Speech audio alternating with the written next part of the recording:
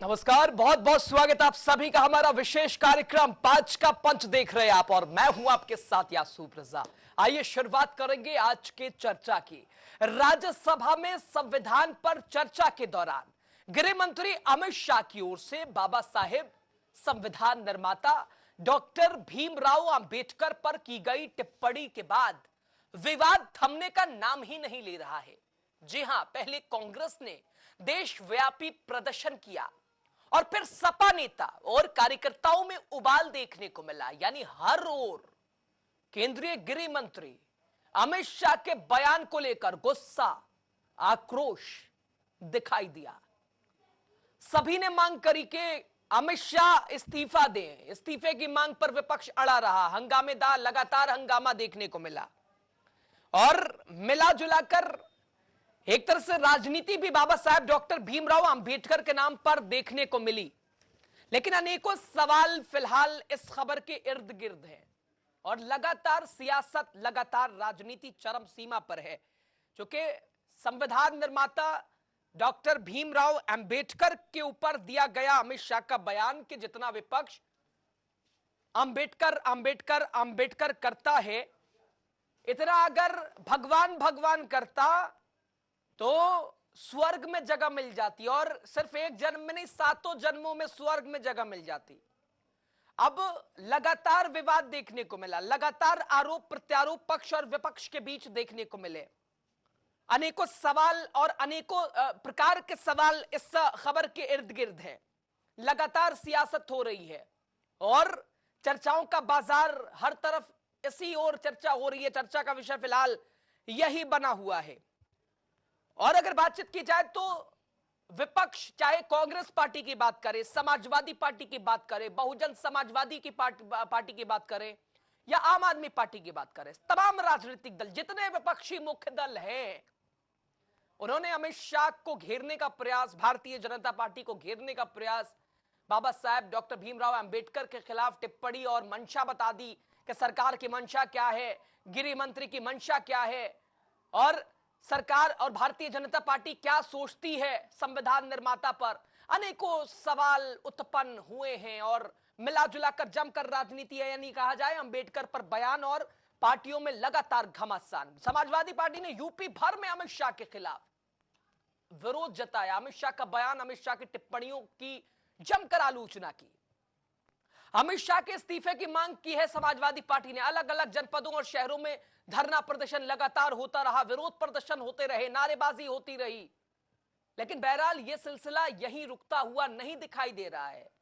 कांग्रेस सपा के बाद अब बीएसपी यानी बहुजन समाज पार्टी, यह वो पार्टी है, मायावती वाली पार्टी, लगातार वंचितों के हक की आवाज उठाने वाली पार्टी एक दावा करती है और इसकी ओर से भी लगातार अमित शाह के खिलाफ मोर्चा खोलने का मन अब बना लिया, यानी बहुजन समाज पार्टी ने भी अब मोर्चा खोल दिया है।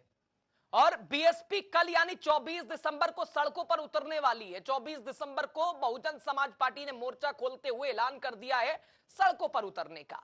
अमित शाह के खिलाफ अपना रोष प्रकट करेगी बहुजन समाज पार्टी। और इतना ही नहीं, गृह मंत्री अमित शाह की इस्तीफे की मांग को लेकर कांग्रेस पार्टी अगले साल यानी 2025 में 26 जनवरी गणतंत्र दिवस के अवसर पर, रिपब्लिक डे के अवसर तक कांग्रेस पार्टी देश भर में कैंपेन चलाने जा रही है।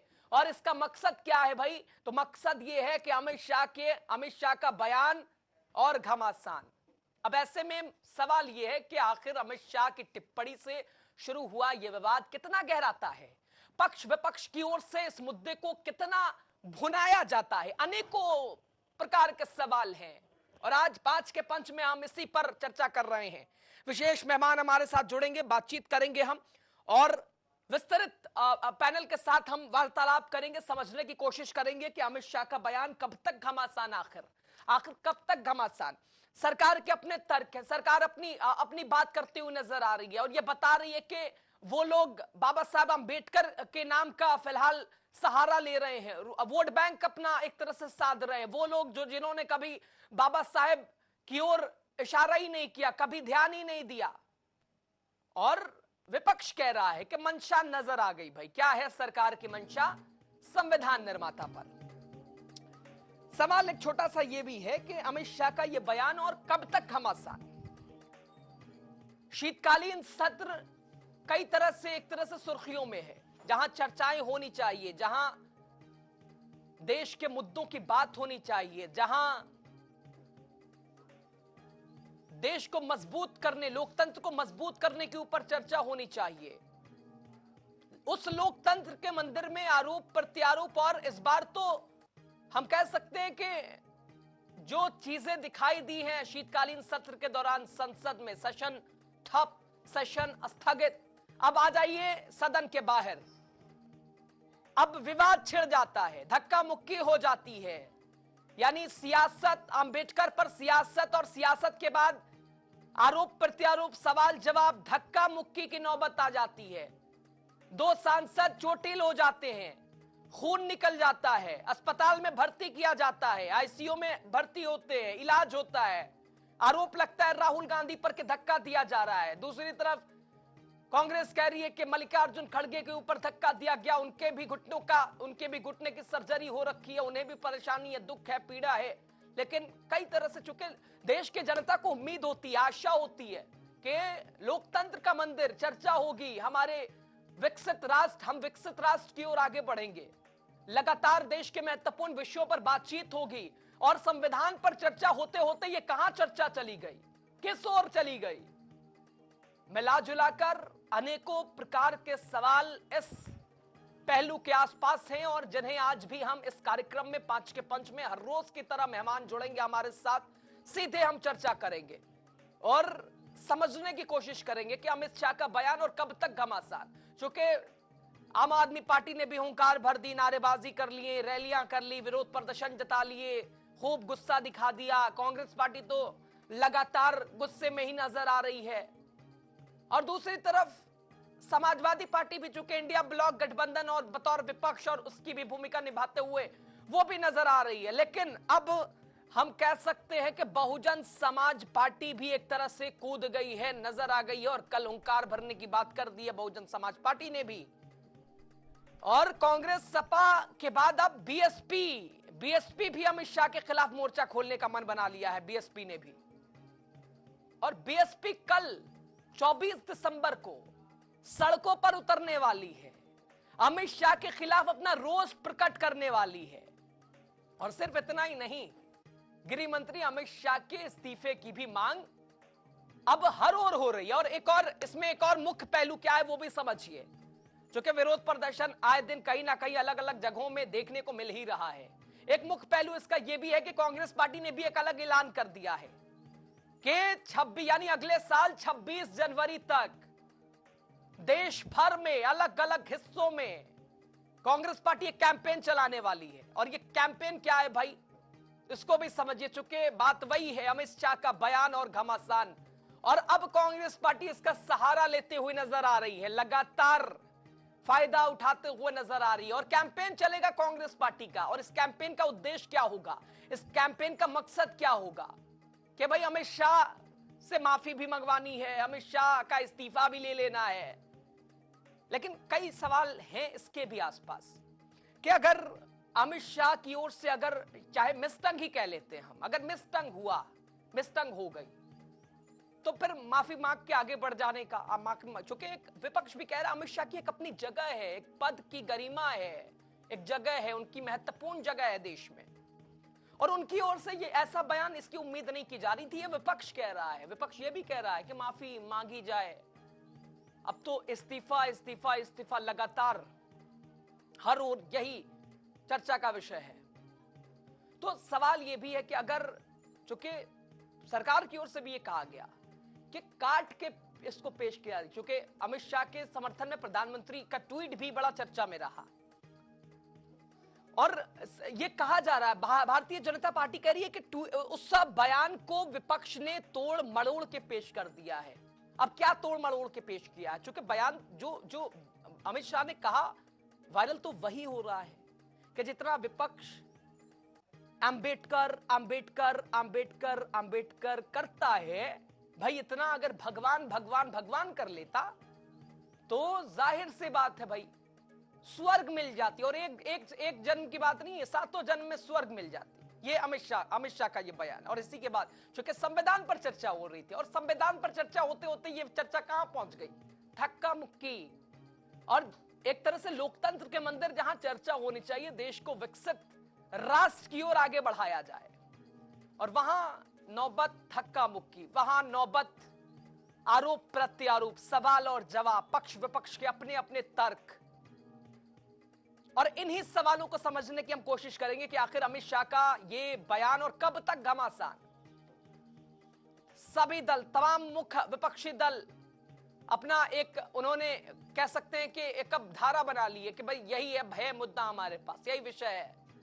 और दूसरी ओर सरकार की ओर से, भारतीय जनता पार्टी के बहुत सारे नेताओं की ओर से यही कहा जा रहा है कि भाई जो बयान था उसको तोड़ मड़ोड़ दिया गया, उसे तोड़ मड़ोड़ के पेश कर दिया गया, उसे गलत लोगों को बताया गया। बाबा साहेब आंबेडकर का अपमान विपक्ष कर रहा है, यह भी कहा जा रहा है कि तोड़ मड़ोड़ के फायदा उठाने के लिए और आंबेडकर के नाम पर जो सियासत फिलहाल देखने को मिली है, तो ये किस ओर क्या इशारा करता है, ये क्या बताता है, ये क्या दर्शाता है, हम इसी पर चर्चा कर रहे हैं आज। इस्तीफे की मांग और कांग्रेस का कैंपेन अब तैयार है, सियासी दलों में उबाल है, सड़कों पर भी बवाल है। अंबेडकर पर सम्मान वर्सेस अपमान की सियासत, अब कौन क्या कर रहा है, अपमान और सम्मान कौन सा दल कर रहा है। फिलहाल एक ऐसा हल्का है जिसे कुछ समझ ही नहीं आ रहा है कि भाई क्या, किसको हम समझें, किसको माने, किसके ऊपर भरोसा जताएं। चाहे पक्ष की बात करें, विपक्ष की बात करें, दोनों के अपने अपने तर्क हैं। और लोकतंत्र, पक्ष विपक्ष हमारे लिए तो दोनों महत्वपूर्ण है, दोनों सिक्के के दो रुख हैं और दोनों की भूमिका अपनी अपनी जगह महत्वपूर्ण, बेहद अतुल अमूल्य। लेकिन सवाल यह है कि हम किस ओर जा रहे हैं, हम कहां आगे बढ़ रहे हैं। क्योंकि इन दिनों जो मस्जिदों की खुदाई का भी दौर चल रहा है और मंदिरों की जो खुदाई का दौर चल रहा है, यह भी एक हल्का इसको भी लेकर बड़ा गुस्सा जाहिर कर रहा है। और शायद इसीलिए आरएसएस प्रमुख का जो बयान है मोहन भागवत का, यह भी चर्चा का विषय बना हुआ है कि भाई हिंदुत्व के नेता बनने के लिए लोग अब वो काम कर रहे हैं जो कुछ समय पहले हुआ, और मिला जुला कर ये अब क्या बता रहा है, इसी को आज हम समझने की कोशिश करेंगे। समय 5 का पंच है, हमारे खास मेहमान, सबसे पहले उनके परिचय के साथ सीधे चर्चा की शुरुआत। हमारे साथ अगर बातचीत की जाए तो भारतीय जनता पार्टी की ओर से चंद्रमोहन चौबे जी हैं। सर, बहुत स्वागत आपका हमारे साथ इस खास कार्यक्रम में जुड़ने के लिए। डीपी यादव जी हमारे साथ समाजवादी पार्टी की ओर से हैं, और इसके अलावा हमारे साथ देवराज सिंह हैं, दलित चिंतक। तमाम ही खास मेहमानों का बहुत स्वागत, बहुत आभार और धन्यवाद। चर्चा की शुरुआत करते मैं चाहता हूं पहले देवराज सिंह जी, आप ही के पास मैं आऊं। दलित चिंतक हैं आप, और आप लोगों का जो प्रेम दिखता है बाबा साहब डॉक्टर भीमराव अंबेडकर के प्रति, ये सिर्फ आप ही की बात नहीं है, देश का हर नागरिक बिना भीमराव अंबेडकर के प्रेम और स्नेह के बिना, उनके सम्मान के बिना, वो देशभक्ति पर भी सवाल खड़े हो सकते हैं। मिला जुलाकर जो अमित शाह का बयान था, अब ये क्या बयान कर रहा है, क्या अगर अमित शाह से मिसटंग हुई तो माफी मांग लेने में क्या दिक्कत है। और ये कहा जा रहा है कि वही विपक्ष तोड़ मड़ोड़ के पेश कर रहा है, अब कौन क्या कर रहा है, कौन सियासत कर रहा है, जरा बताइएगा देवराज सिंह जी। देखिए, मेरी आवाज आ रही है आपको? बिल्कुल sir, absolutely Audible sir, continue करिए आप। ये थोड़ा डिस्टरबेंस आ रही है, मैं ठीक करवाता हूँ, मैं टीम से ठीक करवाता हूँ। आपकी आवाज बिल्कुल सही आ रही है, आप शुरू कीजिए।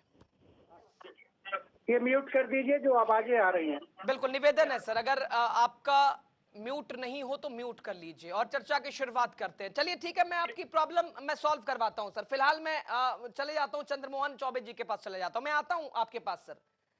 चंद्रमोहन चौबे जी, मिला जुलाकर अगर यही सवाल आपसे ही समझते हैं, चूंकि अमित शाह का बयान और कब तक घमासान, कांग्रेस पार्टी 26 जनवरी तक देश भर में अब कैंपेन चलाएगी भाई कि भाई अमित शाह का जो बयान है और माफी मांगने की जो बात है, इस्तीफे की जो मांग है, तमाम मुख्य जो दल है, विपक्षी दल है, लगातार सहारा लेते हुए नजर आ रहे हैं। अब कौन सियासत कर रहा है भीमराव अंबेडकर के नाम पर, संविधान, अंबेडकर और सियासत, ये क्या बता रहा है चंद्रमोहन चौबे जी?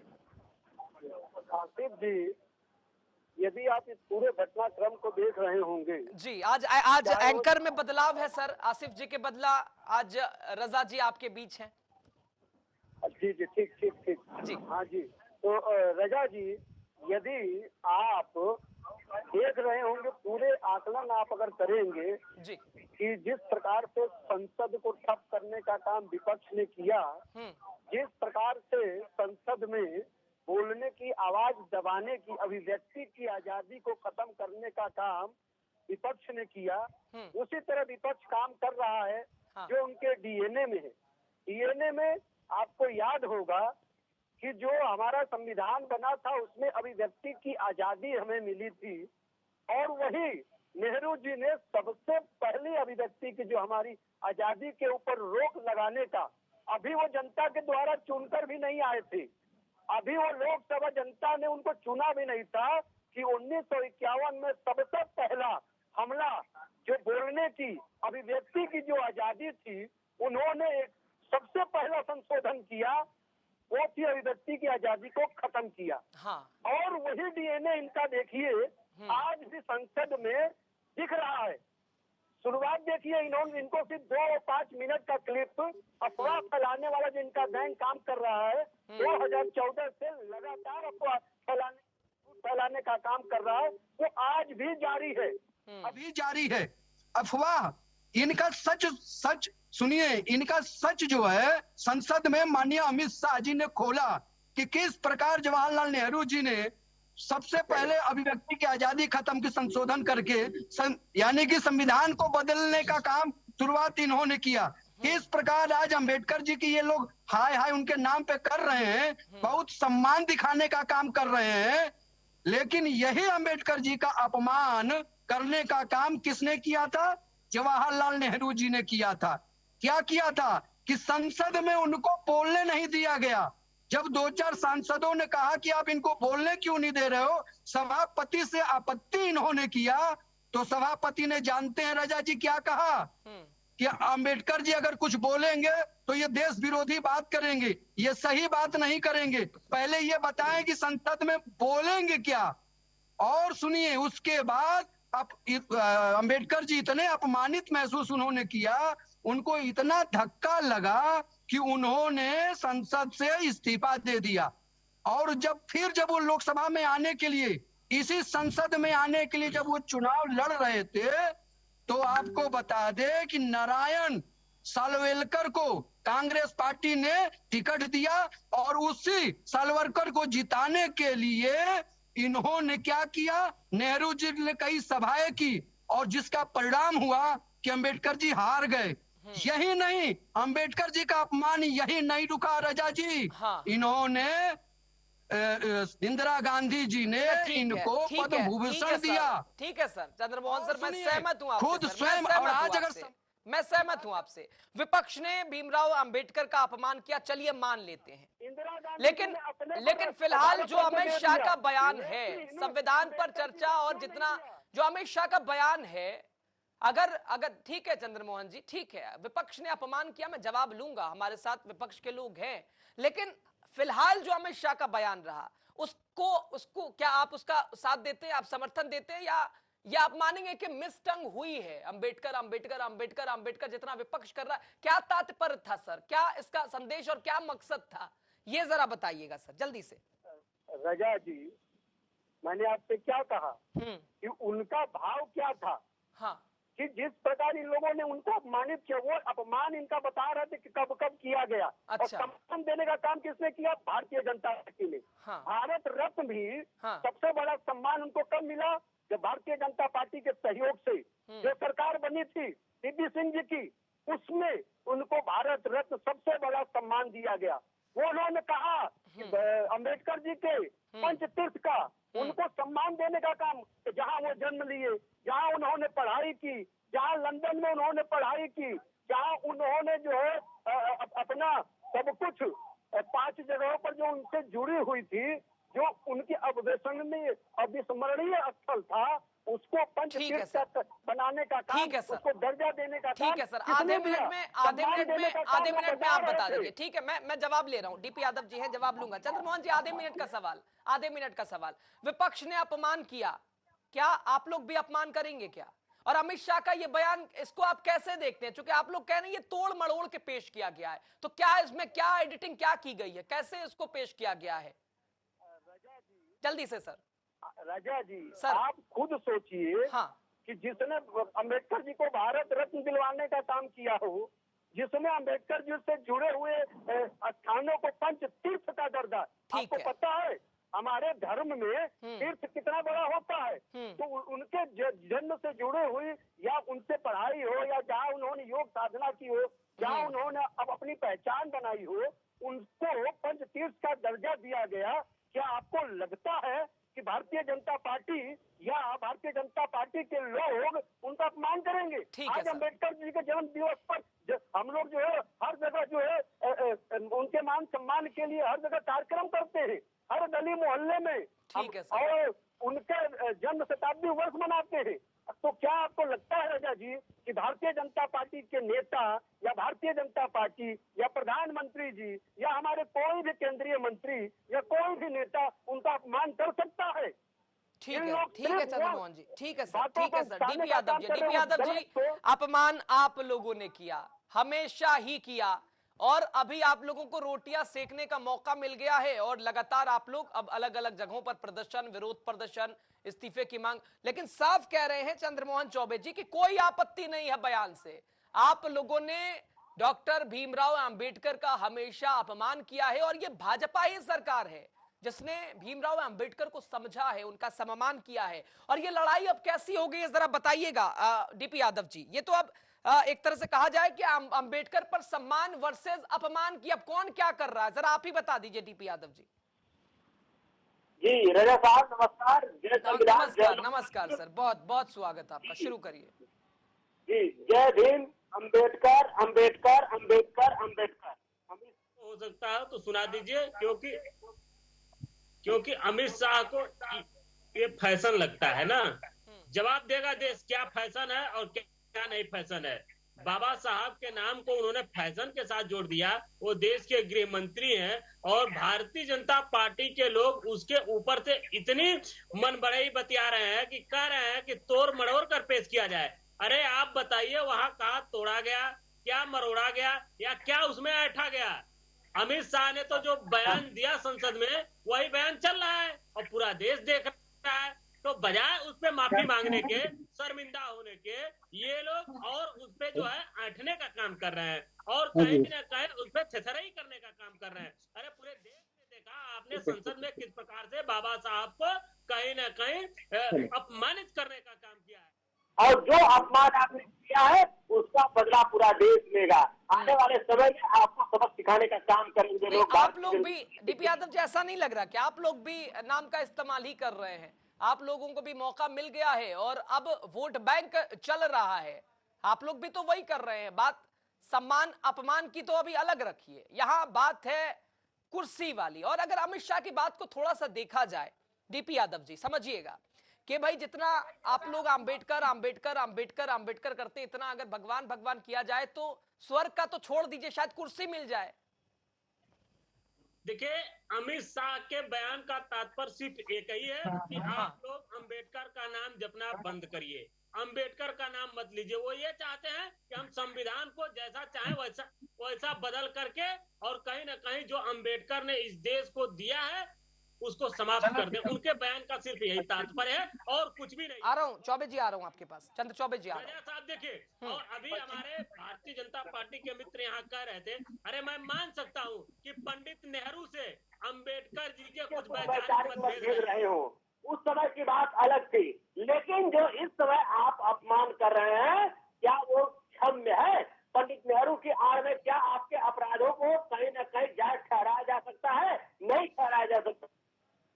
ठीक है ठीक है ठीक है, चंद्रमोहन जी के पास आ रहे हैं। चंद्रमोहन जी साफ कह रहे हैं कि आप लोग विषय पर बात नहीं करते हैं, आप लोग शीतकालीन सत्र था, चर्चा होनी थी, लेकिन आप लोगों ने स्वास्थ्य, शिक्षा, महंगाई, बेरोजगारी, महत्वपूर्ण विषयों पर कभी बातचीत नहीं की। और आप लोगों के पास एक ही है, वो कार्ड है हिंदू मुसलमान और मंदिर मस्जिद, और ये तस्वीरें वही दिख रही हैं। जवाब दीजिए अब डीपी यादव जी की बात का। चंद्रमोहन चौबे जी, फिर मैं आ रहा हूं, आऊंगा मैं फिर उसके बाद देवराज जी के पास भी। रजा जी सबसे पहले तो जो ये हमारे समाजवादी पार्टी के डीपी भाई घड़ियाली आंसू हाँ। और दिखावे वाला आंसू मन में कुछ और है और दिखा कुछ और रहे हैं। सबसे पहले तो डीपी जी को और अखिलेश यादव जी आ रहे यादव जी, आ रहे हैं यादव जी। जानते हैं रजा जी, हाँ, अखिलेश यादव जी के कैबिनेट में एक मंत्री हुआ करते थे, जिनका नाम है आजम खान जी। हाँ। ये आजम खान में जानते हैं अंबेडकर जी को क्या कहा था? अब कान खोल कर आप भी, अगर आपको याद होगा, नहीं भी याद होगा तो जरा सुन लीजिए। कहा था कि ये जो अंबेडकर जी अपनी उंगली दिखाते हैं ना हाथ खड़ा करके, वो कहते हैं कि सामने वाली जमीन मेरी है। उनको भूमाफिया बोला था। ये भूमाफिया शब्द जो है अंबेडकर जी को सम्मान के रूप में दिया गया था या उनका अपमान किया था, ये आपको छोड़ते और आपके दर्शकों पे छोड़ते। और दूसरी बात, ये संविधान की बात करते हैं हमारे डीपी भाई, हमारे समाजवादी पार्टी के भाई, ये बताएं कि जब इनकी सरकार थी 2012 से 17 के बीच में, तो दलितों का प्रमोशन का आरक्षण किसने छीना था? प्रमोशन में आरक्षण किसने खत्म किया था? और सुनिए रजा जी, भारतीय जनता पार्टी या एनडीए लगातार हर सत्र से पहले अब सभी सहयोगी दलों से सर्वदलीय बैठक होती है और सर्वदलीय बैठक में ये सब लोग कहते हैं कि रोजगार पर, शिक्षा पर, बेरोजगारी पर, किसान पर, विदेश नीति पर सब पे चर्चा होनी चाहिए और उस पर सहमति बनती है। लेकिन रजा जी, जैसे सत्र शुरू होता है, ये सब एक षड्यंत्र के तहत, कभी एक विदेशी रिपोर्ट आ जाती, कभी बीबीसी के द्वारा, तो कभी सोरोज की कंपनी जो कहता है कि भारत में जो है अस्थिरता लाएंगे, भारत की सरकार को गिराएंगे, और उसकी संस्था में सोनिया जी एक उपाध्यक्ष हैं एक संस्था में। ये कोई ना कोई ऐसी रिपोर्ट लाते हैं कि एक दिन पहले कभी मणिपुर की क्लिप लाते हैं और वही बहाना बनाकर ये संसद को बंधक बना लेते हैं। ये संसद में बात नहीं रखने देते हैं और कहते हैं कि संसद में हमें बोलने नहीं दिया जाता है। अब प्रधानमंत्री के बारे में क्या क्या नहीं कहा जाता। अगर इतना ये क्या चाहते हैं, हमेशा कहते हैं कि मर जा मोदी, मर जा तू। प्रधानमंत्री को डंडे से मारने की एक सांसद 55 साल का युवा या बाल हट करने वाला सांसद कहता है कि डंडों से मारना चाहिए। क्या रजा जी, अब इससे बढ़कर अभिव्यक्ति हो सकती है? इससे अधिक अभिव्यक्ति तो वही। अब भी कुछ बच रहा है क्या बोलने का? डीपी यादव जी फिर जल्दी से आप बोलिए, फिर देवराज जी के पास भी मैं आ रहा हूँ। जल्दी से डीपी यादव जी, छोटा काउंटर आपका, छोटा काउंटर आपका। यादव जी, डीपी यादव जी, हमारे बुजुर्ग, ठीक है सर चंद्रमोहन जी जवाब ले लेते, बहुत कम समय के लिए डीपी यादव जी से जवाब लेके देवराज सिंह जी के पास में आ रहा हूँ। उससे पहले डीपी यादव जी का छोटा सा काउंटर। जनजाति की महिला जनजाति विरोधी वही वाली कहावत है, इनकी भावना तो वही है। तो ज्यादा बेहतर है, काउंटर ले लेते हैं डीपी यादव जी का, फिर जवाब लेंगे आपसे।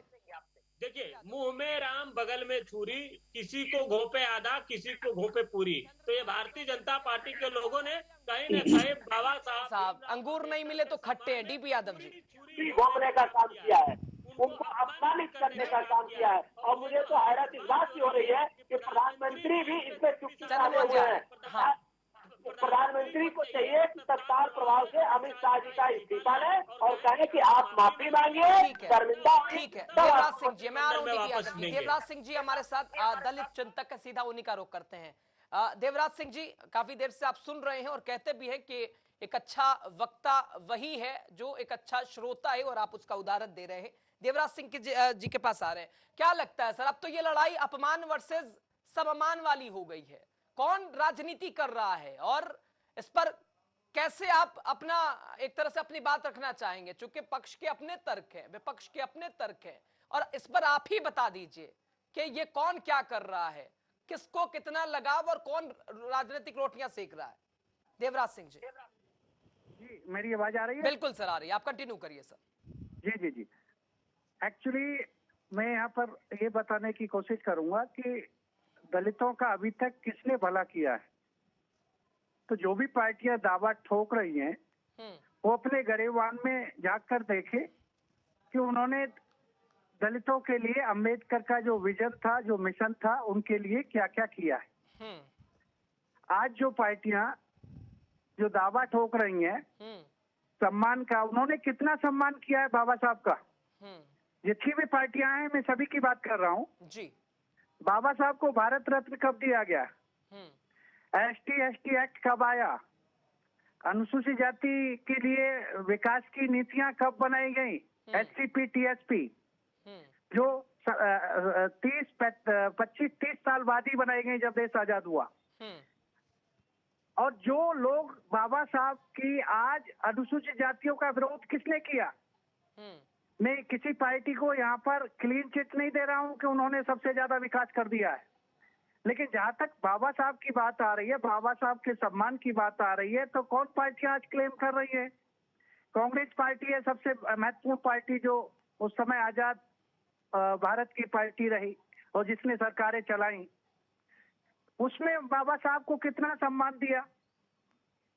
बाबा साहब को किस तरह से आप देखेंगे कि 1952 और 51 का जो लास्ट में चुनाव हुआ जी, उसमें बाबा साहब को कितना मान सम्मान कराया हरा के। यहाँ पर और जो पार्टियां आज, और ये बाबा साहब का कब से फैशन आ गया है? 2015 के बाद बाबा साहब का फैशन बना है। हर पार्टी, हर व्यक्ति अब बाबा साहब का जो पोस्टर है वो प्रोटेक्शन के रूप में लेके चलता है।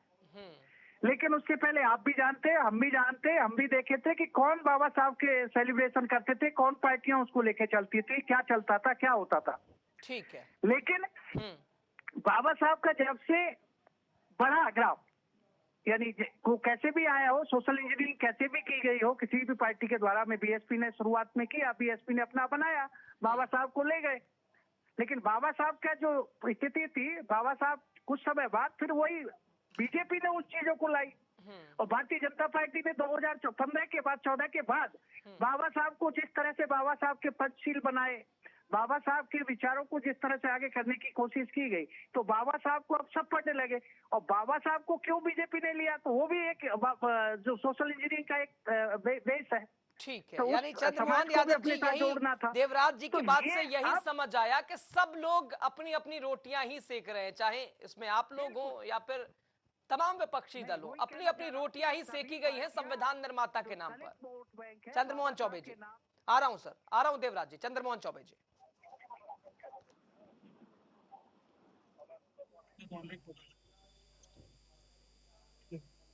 ठीक है, शायद आवाज नहीं है। ठीक है, मैं डीपी यादव जी के पास आ जाता हूं। डीपी यादव जी, यानी जिस तरह से देवराज सिंह जी ने बताया कि मिला जुला कर चाहे आप लोग हो, चाहे कोई भी विपक्षी दल हो, चाहे पक्ष हो, सीधे तौर पर, साफ तौर पर संविधान निर्माता का इस्तेमाल ही किया गया है। लेकिन क्या ये ऐसा विषय है क्या डीपी यादव जी जिस पर राजनीति होनी चाहिए?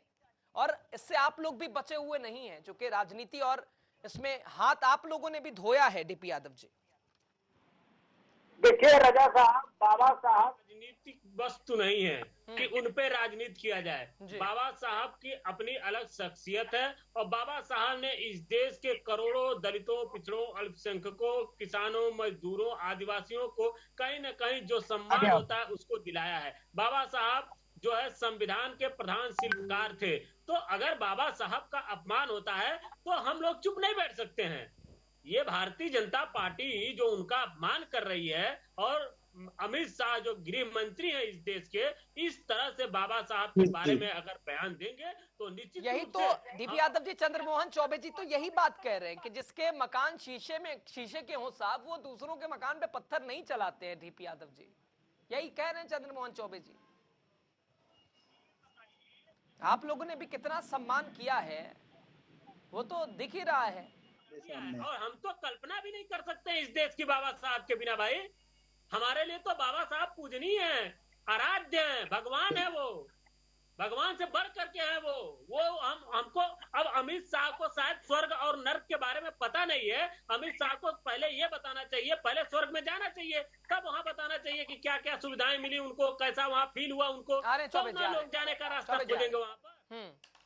लेकिन वो अमित शाह स्वर्ग गए नहीं, बाबा साहब का अपमान अलग से कर रहे हैं। ठीक है सर, तो बाबा साहब का अपमान हम नहीं सह सकते हैं किसी नहीं भी सह कीमत सकते। पर। चंद्रमोहन चौबे जी, डीपी यादव जी भी कह रहे हो, पूरा विपक्ष कह रहा है कि बाबा साहब का अपमान और नहीं सहेगा हिंदुस्तान, और इसीलिए कांग्रेस पार्टी ने अब 26 जनवरी तक देश भर में कैंपेन चलाने की शुरुआत कर दी। कोई प्रवक्ता हमारे साथ है नहीं कांग्रेस पार्टी का, वरना इस पर भी चर्चा करते हम। लेकिन खैर, जिस तरह से देवराज सिंह जी ने बताया कि बाबा साहब के नाम का इस्तेमाल ही, चाहे आप लोग भी इससे बचे नहीं है सर, आप लोगों ने भी। और फिलहाल तो एक तरह से अगर गलती हुई है, मिसटंग हुआ है, तो खेत, चूंकि बड़कपन तो इसी में है सर, माफी मांगी, आगे बढ़िए, इससे बड़ा और क्या है। चंद्रमोहन चौबे जी। देखिए रजा जी, सर अमित शाह जी जो है हम लोग के माननीय गृह मंत्री जी संसद में यही बता रहे थे कि इन लोगों ने उनका कितना अपमान किया है और सम्मान देने का जो भी काम किया है वो भारतीय जनता पार्टी ने किया है, चाहे भारतीय जनसंघ ने किया है।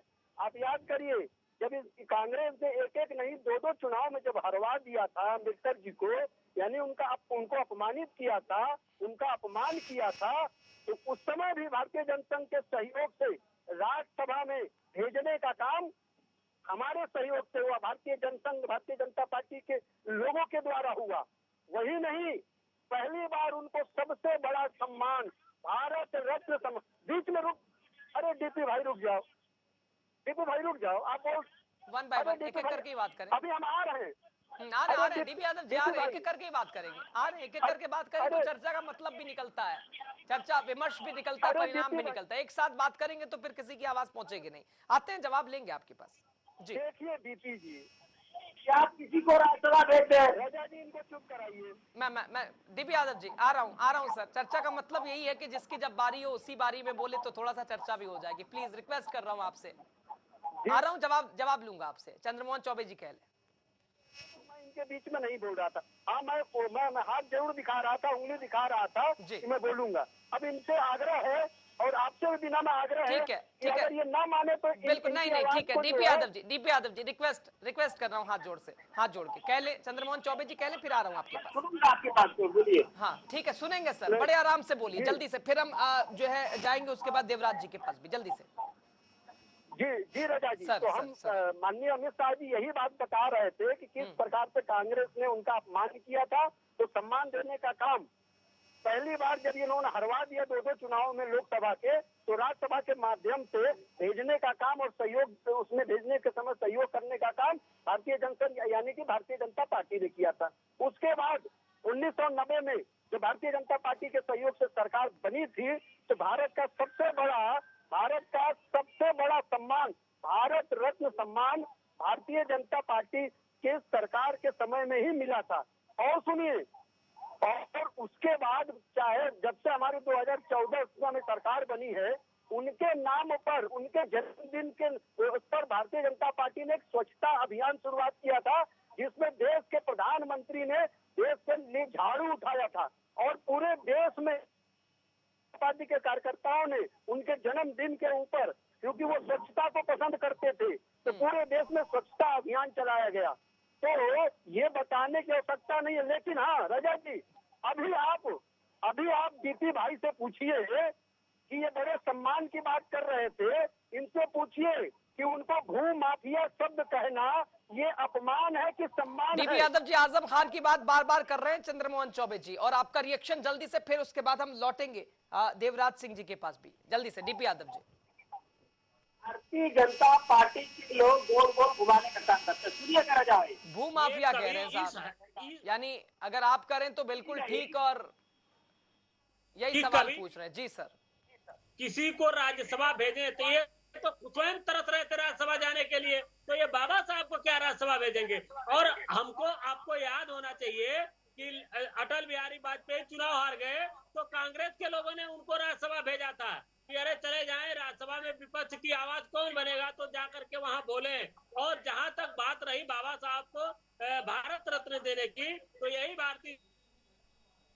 ठीक है, देवराज सिंह के पास मैं आ रहा हूं, देवराज सिंह जी के पास आ रहा हूं, दलित चिंतक हैं। देवराज जी, मिला जुला कर पक्ष विपक्ष के अपने अपने तर्कों के बीच सम्मान और अपमान की ये लड़ाई चल रही है। ऐसे में फिलहाल जो अमित शाह का जो बयान था, इसको आप कैसे देखते हैं? अमित शाह का जो बयान के बार बार जितना विपक्ष आंबेडकर आंबेडकर आंबेडकर आंबेडकर कर रहा है, इतना भगवान भगवान करता तो स्वर्ग मिल जाता, इसको किस तरह से आप देखते हैं? इस पर आपकी क्या कुछ प्रतिक्रिया होगी देवराज सिंह जी?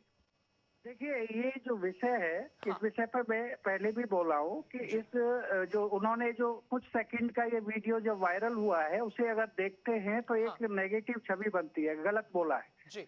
तो एक ये लगता है कि उन्होंने पूरा उस तरह से बोल रहे हैं, लेकिन जब उसमें पूरे स्टेटमेंट को सुनते हैं, जब पूरा देखते हैं तो लोग उसे उस तरह से नहीं ले रहे हैं। तो उस संदर्भ को भी थोड़ा यहाँ पर हमें देखना होगा, ठीक जो है। संदर्भ है। तो जो उन्होंने बोला है शुरुआत में जो वायरल हुआ है वीडियो, सभी को गलत लगेगा, ऐसे नहीं बोलना चाहिए, लेकिन पूरे संदर्भ में जब हम देख रहे हैं तो फिर उसमें कोई गलत नहीं कह रहा है। तो ये अमित शाह का जो कहना है बिल्कुल ठीक था, बिल्कुल ठीक था। देवराज सिंह जी, आपको कोई एतराज, कोई आपत्ति नहीं?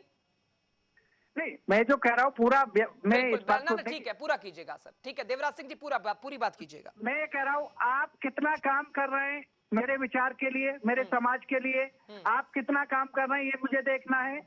या मैं आपने कोई वक्तव्य एक दे दिया कोई किसी संदर्भ में और उसमें पूरा वक्तव्य नहीं है तो मैं उसको जस्टिफाई कर दूं।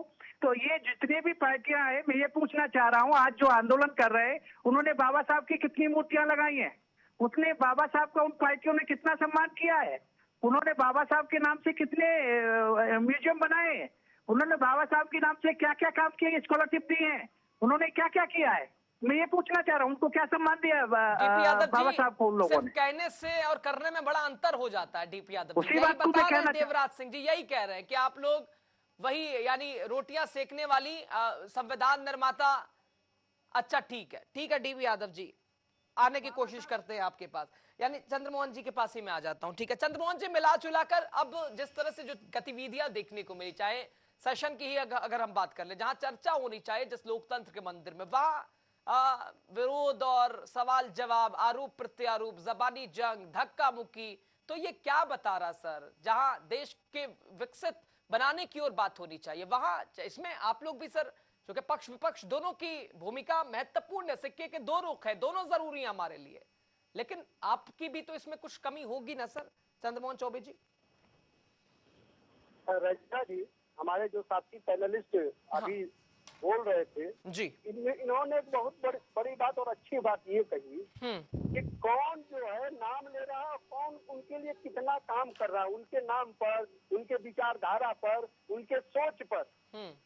अम्बेडकर जी हमेशा चाहते थे कि जो अंतिम पंक्ति पर व्यक्ति है जी, जो पिछड़ा व्यक्ति है, जिसका उत्थान नहीं हुआ है, यानी अंतिम पंक्ति पे खड़ा जो व्यक्ति है वो उनकी विचारधारा है। और यदि आप देखेंगे तो भारतीय जनता पार्टी के संस्थापक, चाहे जनसंघ के संस्थापक कहिए, चाहे वो प्रसाद मुखर्जी जी हो या दीनदयाल उपाध्याय जी हो, उन लोग हमेशा अंत्योदय की बात करते थे। अंत्योदय का तात्पर्य कि जो अंतिम पंक्ति में है, जो सबसे पीछे है, उस व्यक्ति का उदय होना चाहिए, जो गरीब है, जो वंचित है, जो शोषित है।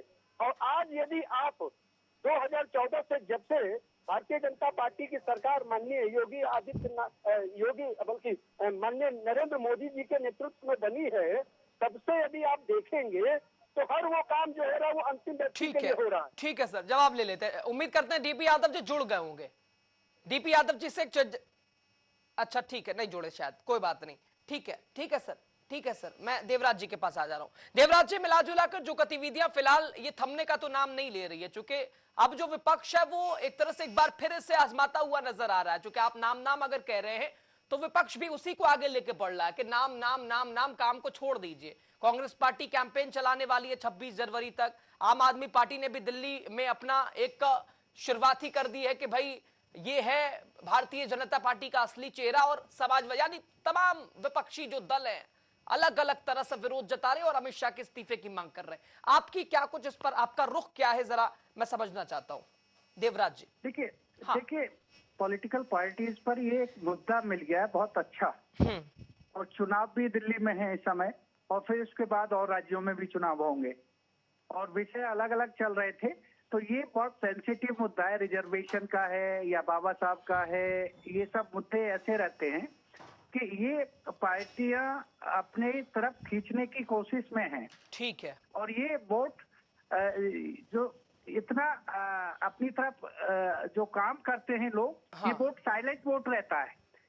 मैं एज ए पॉलिटिकल एनालिसिस्ट भी ये कह सकता हूं कि जो 2014 के बाद जो social engineering Bharatiya Janata party ने की, जी जो समाज ठीक है सर, मिला जुला कर अपने अपने सबके तर्क और अब इसका क्या परिणाम और क्या निष्कर्ष निकलता है ये देखना बड़ा महत्वपूर्ण है। 5 के पंच में इससे ज्यादा समय इजाजत नहीं देता। तमाम ही मेहमानों का बहुत शुक्रिया हमारे साथ जुड़ने के लिए। देखते रहिए टीवी 100, हर पल हर घड़ी नॉन स्टॉप खबरें जारी है। नमस्कार।